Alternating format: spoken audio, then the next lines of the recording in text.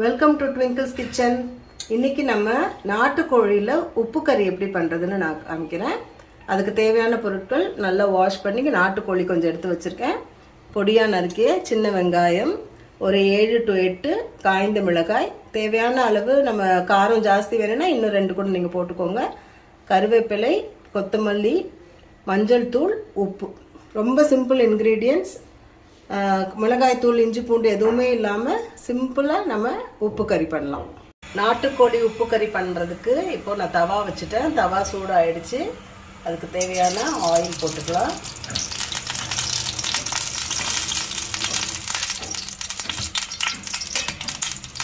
Oil கொஞ்சம் சூடான உடனே சோம்பு கொஞ்சம் போட்டுக்கோங்க.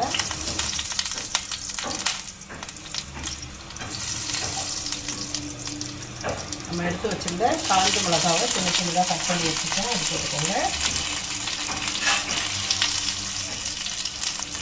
கொஞ்சம் கருவேப்பிலை, சின்ன வெங்காயம்,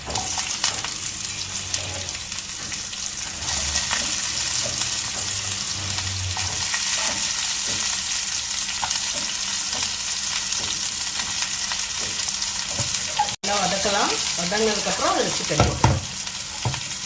வெங்காயம்லாம் நல்லா வதக்கலாம். ஒரு 50% வதங்கின உடனே நம்ம சிக்கனையும் அதில் போட்டுடலாம். வெங்காயம் நல்லா வதங்கிடுச்சு. இந்த ஸ்டேஜில் நம்ம சிக்கன் எடுத்து வைக்கலாம். நான் வெறும் 1/4 கிலோ சிக்கன் தான் எடுத்துருக்கேன். நிறைய பண்ணணுனாலும் நீங்கள் அதுக்கேற்ற மாதிரி எல்லா இன்க்ரீடியன்ஸும் கொஞ்சம் அதிகம் பண்ணிக்கோங்க. இதில் கொஞ்சம் மஞ்சள்தூள் போட்டு நல்லா வதக்கிட்டு அதுக்கு தேவையான லைட்டாக தண்ணி ஊற்றி வதக்கலாம். மொத்தமாக நிறைய தண்ணி ஊற்றி வதக்கக்கூடாது. கொஞ்சம் கொஞ்சமாக தண்ணி தெளித்து வதக்கி வச்சுட்டே இருங்க. நாட்டுக்கோழி வேக லேட் ஆகும். அதனால் இன்னும் ஒரு 20 minutes அப்படியே தண்ணியில் வதங்கிட்டே இருக்கணும். அது கொஞ்சம் தண்ணி ஊற்றுறேன். அதுக்கு நல்லா கொஞ்சம் தண்ணி எடுத்து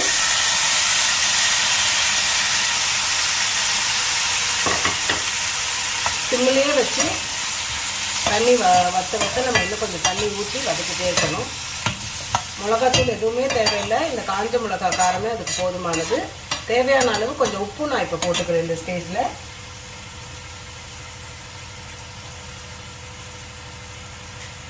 மூடி வச்சு நல்லா வேக விடலாம். பாருங்கள், சிக்கன் உப்பு கறி ரெடி ஆகிடுச்சு. இந்த ஸ்டேஜில் கொஞ்சம் மல்லித்தழை தூவிட்டு ரோட்டு கலருக்கு இதை எடுத்து நான் ப்ளேட் பண்ணுறேன்.